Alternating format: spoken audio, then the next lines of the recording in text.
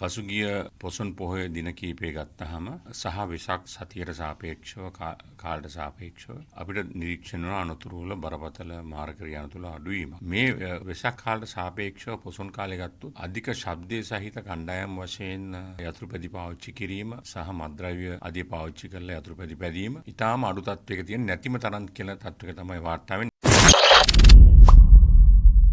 News 1. ඒ අපේ දැනුවත් කිරීම මම හිතනවා සාර්ථකයි කියලා. විශේෂයෙන්ම ගත්තොත් පසුගිය දවස්වල දැන් 29 වෙනිදා පොසොන් පොය කාලේ ගත්තොත් දවස ගත්තොත් කුලියපිටියෙන් ඒ වගේ යතුරුපැදි 82ක් බාරයට ගන්නවා. කිලිනොච්චි ප්‍රදේශ දවස් 2ක මේ යතුරුපැදි 30ක් බාරයට ගන්නවා. එතකොට නෝර්තන් බ්‍රිජ් ප්‍රදේශයේ තරුණයෝ 3 දෙනෙක් යනවා. ඒ පොලිසන් නොතකා ගිහිල්ලා 3ක් ගන්නවා. බැරිනම් ඒ 3 දෙනාගේම වයස අවුරුදු 16 17 වගේ කාණ්ඩ සහ ලයිසන් නැති ළමයි. ඒතොර ඒදී බැලුවාම දෙමව්පියොත් මේවට අනුබල දීලා තියෙනවා ලයිසන් නැති ළමයින් යතුරුපැදි දීලා ඒ ගමන් කරන්න වගේ කාරණා. ඉතින් එහෙම ගත්තාම ලංකාවම ගත්තොත් ඒ ආකාරයට අපි විශේෂයෙන්ම නියෝජ්‍ය පොලිස්පති හැටියට මම ලංකාවටම දැනුවත් කරා පොලිස් ස්ථාන මට්ටමේ කොට්ටාස රත්වාන ස්ථානාධිපතිවරුන් අපේ ජ්‍යෙෂ්ඨ නියෝජ්‍ය පොලිස්පතිතුමා දැනුවත් කරලා ඒ වගේ යතුරුපැදි බාරයට ගන්න කියලා සහ ඒ වගේ මහජනයාට පීඩාවන් වලට පත් වෙන වාහන සම්බන්ධයෙන් කටයුතු කරන්න කියලා. ඒක ප්‍රතිඵලයක් හැටියට හැම කොට්ටාසයකින්ම පොලිස් ස්ථාන මට්ටමින් අරන් තියෙනවා විශාල යතුරුපැදි ප්‍රමාණයක්. ඒ වගේ ත්‍රිරෝධ රථ අපි ගත්තොත් එහෙම ප්‍රමාණාත්මකව ගත්තොත් එහෙම 10කට